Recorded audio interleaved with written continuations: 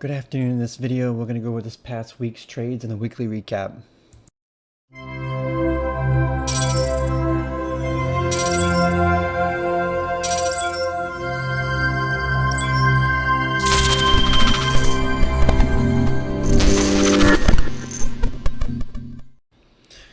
Before I get into the recap, if you're not in the room, you can find the link in the description of the video and in the bio section of social media. I would like to say that I ended up finishing the week with, 10 wins, 4 losses for a 71.43% win rate for the week, which is below my weekly goal of 80%. My thesis for the week was pretty much that I was expecting the SPY to drop off and pull back, but it just kept having its gap ups and sharp grind up. So yeah, my thesis, I kind of stuck with my thesis for the week, and it didn't quite work out well. Now the losses I had were not all SPY; they were like a mixture of a couple, but we'll get into those in a minute. You can go on Twitter and you can look at the timestamps of the calls that I placed. So yeah, it wasn't the greatest week, but it wasn't that bad either. So we'll get into it. The first play on Tuesday. Now Monday I did not trade because I was finishing up moving. Yeah, Monday was not on the table that day. So Tuesday was my Monday. So I had the first trade of the day is actually Disney that I actually ended up holding. So let me pull up Disney. I pulled up Disney at 940. Okay. Now Disney on Tuesday, 13th, right here. Now, as you can see, before I get into it, Disney's just been like dropping off every time it opens up, and it just keeps losing steam every day. So I was just expecting more of that. And right here is Tuesday. Now I grabbed it at 940, so it was right in here. I'm gonna move my heater so I can see the time stamps. There we go. 940 is right when I grabbed it, when it broke below this opening candle right down here. Now it did drop and pop up, and it came back down, and I decided to hold it. I did not want to sell because I was looking for the big move. I thought for sure it was going to go in the money, so I ended up holding it. Which day is it on the hourly? 12th, right here. As you can see, it did not work out. So I was expecting it to come back down, to get down to the 182, at least go into the money right here on the hourly, and it did not. It just popped up on the next day. So I did end up holding it and holding it and holding it, and it just didn't end up working out. So I was like, okay, whatever. So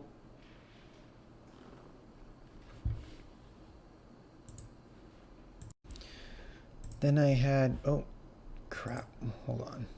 I gotta go back into my thing. I clicked out of it by accident. Then I had SPY puts at 410 at 940.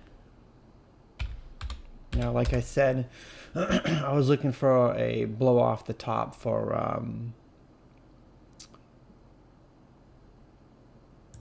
SPY, because I thought it was really gonna end up dropping, but it just didn't.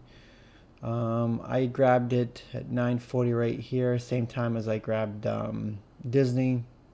Grabbed the 410 puts at 98 cents, and it got this little push right here, and they only went from 98 cents to $1.08, so they only went 10 cents, and I was really expecting a big drop, because we look at the hourly. I mean, look how extended this is on the hourly, and you have, let's see, I'll bring it out to the 4-hour. I was just seeing divergences after divergences, and I really thought it was actually going to fall apart, but it just didn't. It just kept going and going and going, kept grinding, making its grind, and so that was one of the things that I think I just did wrong this week. But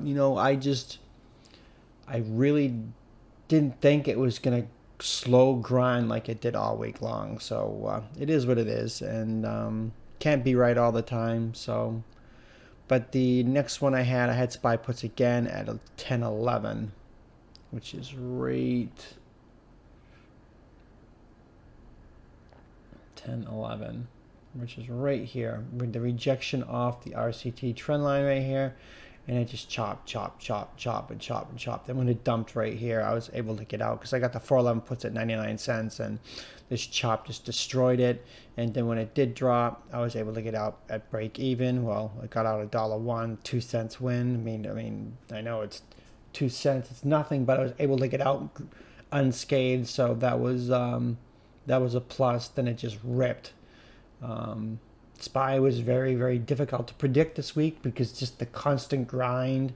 I posted somewhere, it was in the room, I think, that the volume profile had next to zero selling pressure on it. And with such light volume, it was just really weird to see it continually to grind up. But it is what it is, and it's been grinding up. I noticed yesterday or the day before that it's going with the date. So if it's 413, the price is going to 413. If it's 414, it's going to 414, and etc. So it's been kind of weird like that. But I think that SPY is going to actually drop. The question is when. And I was expecting a big drop, but I don't know. I mean, I was looking at this. I keep looking at this 400 gap. I mean, it makes sense if it came down and filled the gap, or at least if we test this 396 area. But that's what I was thinking all week long, because it was Tuesday's the 13th right here. So yeah, I was expecting it to reject this area on the daily and come back and fill the gap, but it didn't. It had a red day here. Just look at the amount of green days it had in a row. It's insane. But anyways, moving forward. So yeah, then I had the 411 puts for 99 cents, got out at 101. I mean, nothing substantial. Then I had BA puts. Let's see, BA I had right here at 1126, which is right here. That right there. It had news. I can't remember what it was about. I think it was a new order or something. I can't quite remember. I had a couple of news events this week. I think one of them was about new orders and they sold more planes, and there was news on Friday about them having more electrical issues and stuff like that. But this was I think an order event. And I noticed that one of the factors of knowing a stock really, really well is that you know that if it has news, like Boeing, when it has a big pop on news, usually the last few times it's had a good news event, it will retrace and lose most of its gains it made. And if it drops, it will end up rebounding a lot of it. So that's one of the reasons why it's important to know stocks inside and out and how they behave against news and stuff like that. So that I was aware of. I saw I made this red candle. I just grabbed it. So I grabbed the 245 puts at 75 cents. And it went to $1.34 down to VWAP. So that was a good little play.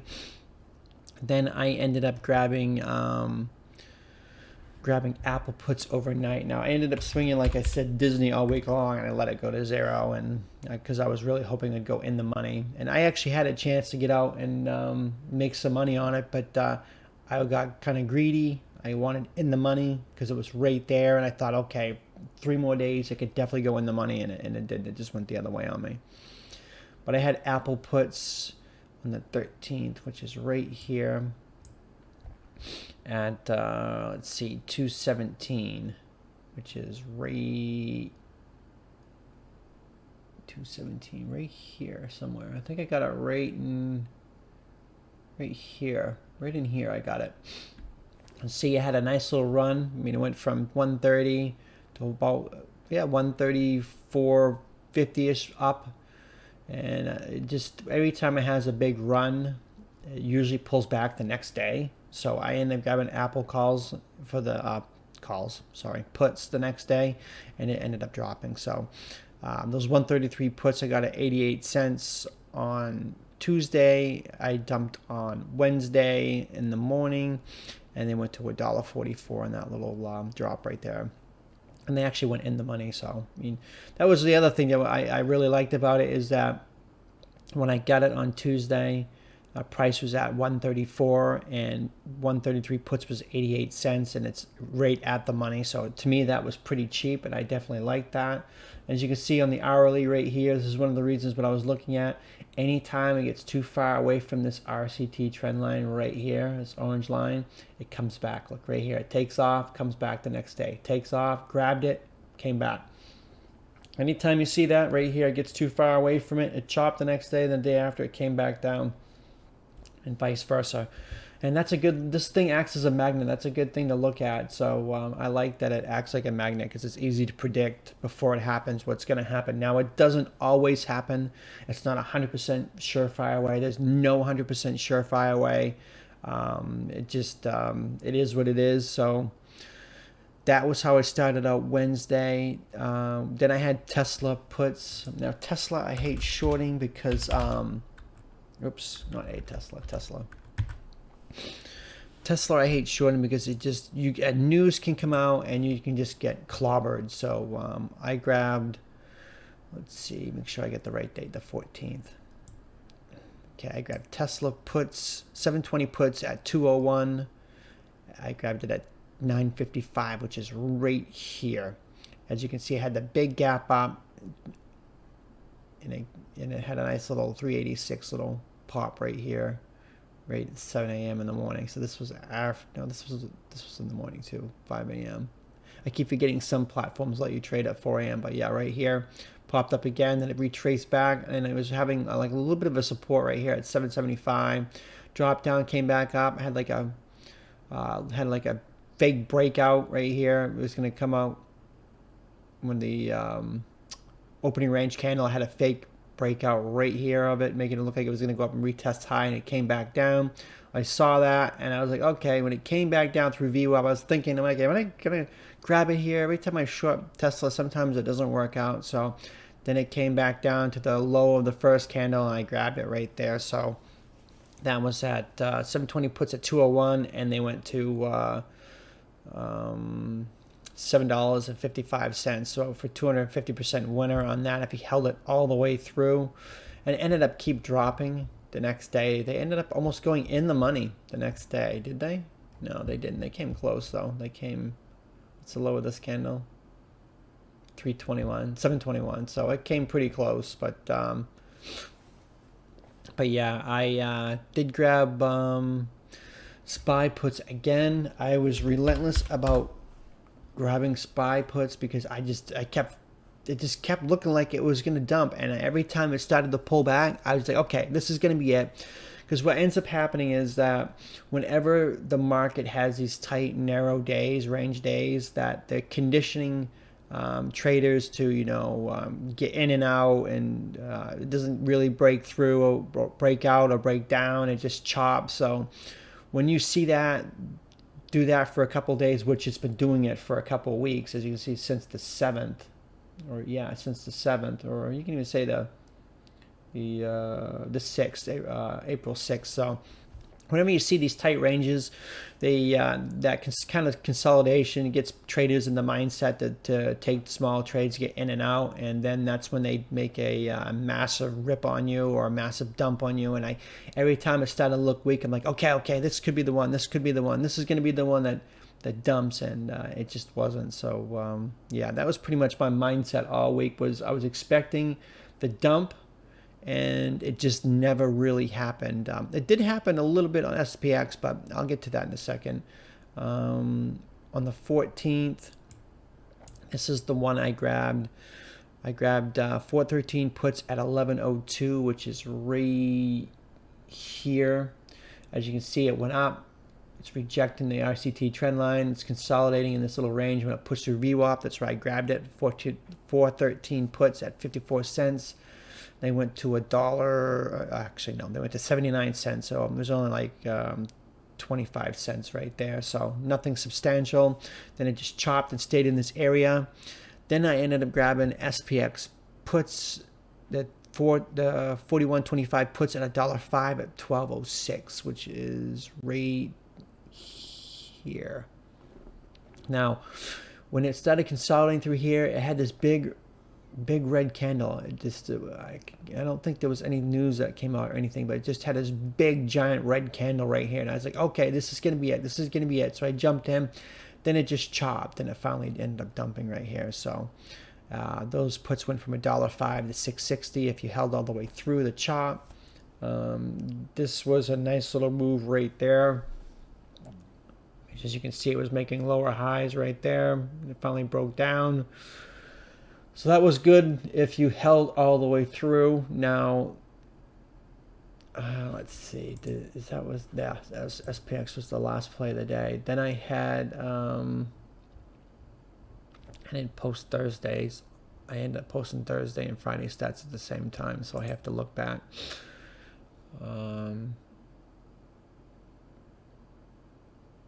Yeah, now I'm trying to think, because there was one point of the week where I noticed the open interest on SPY, and that kind of like really solidified my thesis, saying, okay, there was, if I remember correctly, like 67,000 calls open interest on 400 on the 409 calls, and then on the 410 calls on SPY, I had like 107,000.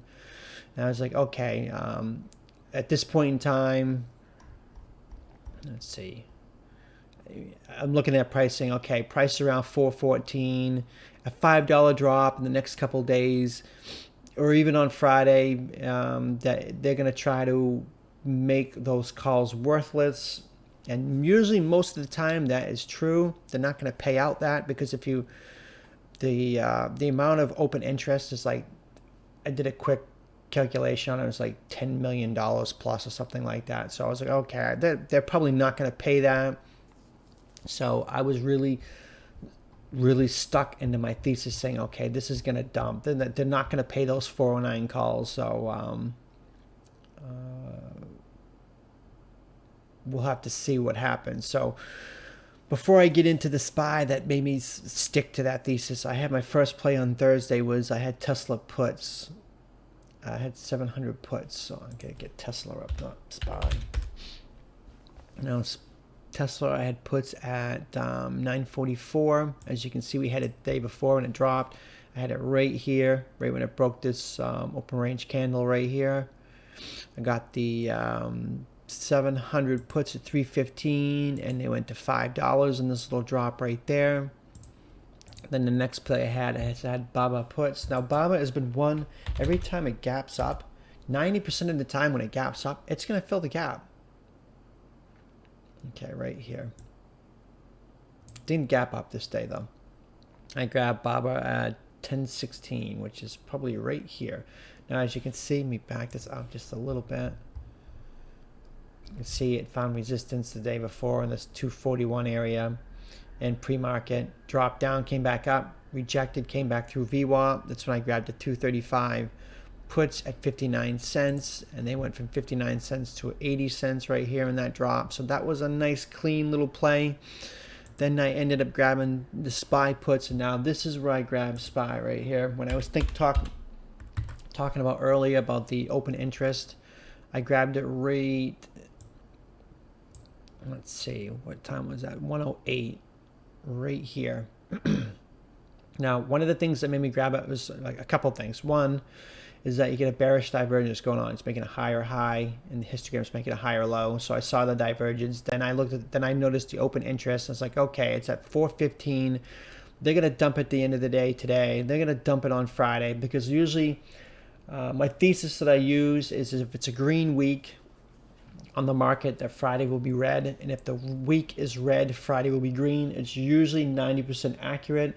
This week it was not. It was green, green, and green. It did not work out that way. But with that said, I was looking at it from the point of view bearish divergence, using my weekly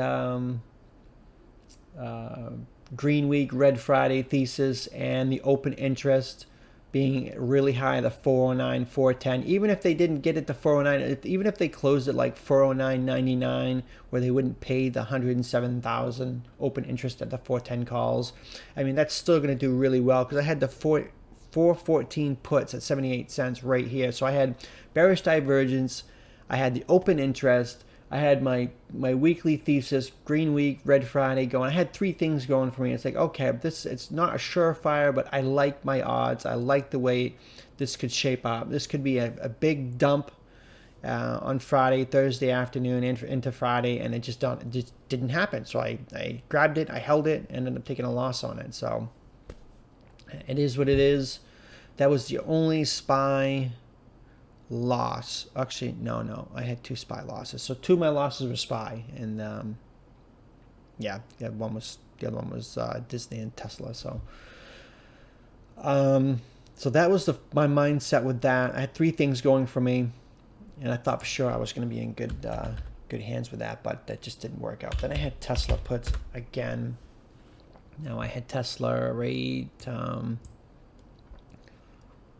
at 108, right around this 108 area right here. Oh yeah, I remember this.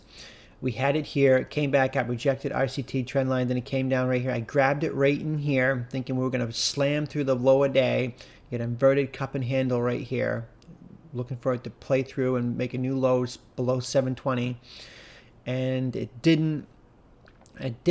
When it did drop, though, I got the 700 puts at 275, and I ended up selling them at 315. Not all of them. I sold a few of them. I still had I think a couple left, and one or two left. I don't remember. I think it was two. And so overall, the position, I turned slightly red on it. Well, a little more than slightly red. I turned red on it, so I have to call it a loss. But yeah. I really thought that was going to break through and go through 720, because you look at the hourly, which is right here.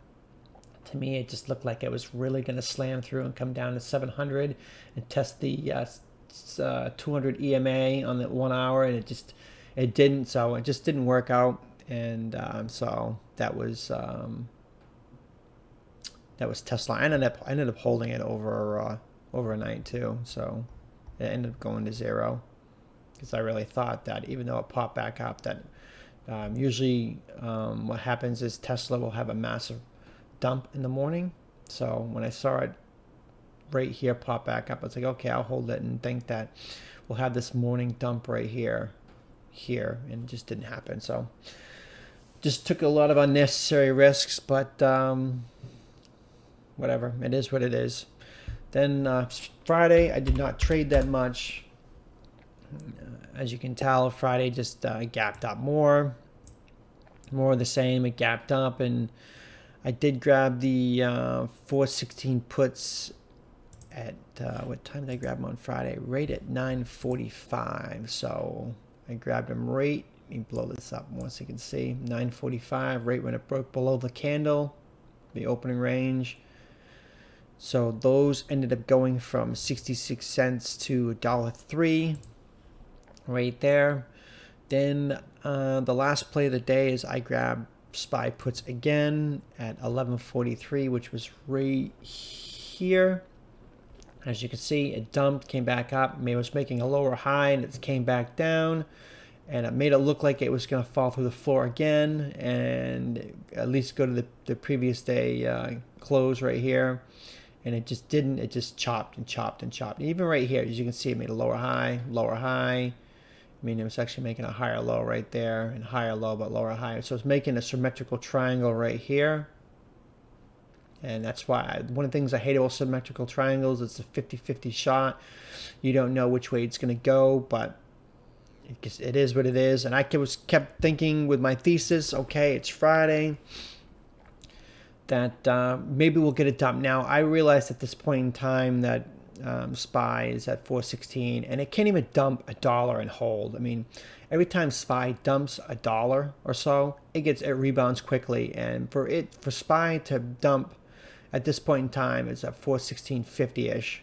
That for it to dump $6, $7, it would have to need a pretty significant catalyst to get it to dump that much, because it just it can't dump and not stay. So I was just like, okay, even if it can dump to previous day close or to the 200 EMA, that will still be a nice little win on the puts. But it just didn't work out. So at this point in the day, I was like, okay, my thesis was all wrong for the week. The open interest, they're going to pay it. They're going to let it go.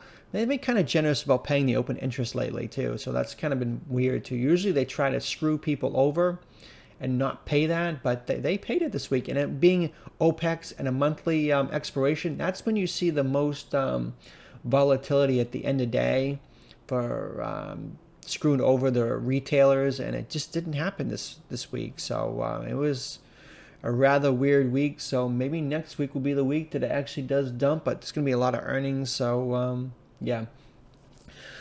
So basically, the week I stuck to my thesis. My thesis was wrong. It wasn't a complete wreck week. It was pretty decent.